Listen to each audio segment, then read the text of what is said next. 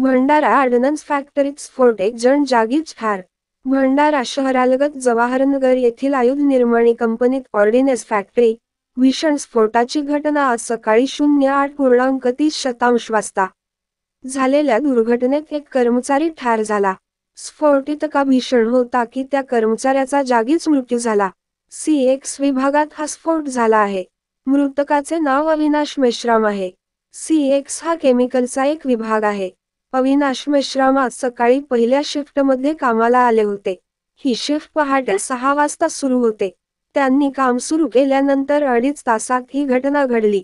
स्फोट होताच ऑर्डनन्स फॅक्टरीमध्ये अफरातफर उडाली.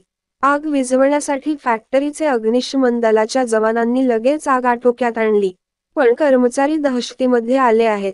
नेमका स्फोट कोणत्या कारणाने झाला हे स्पष्ट झाले नाही. वरिष्ठ अधिकारी यांनी घटनेची चौकशी करण्याचे आदेश दिले आहे.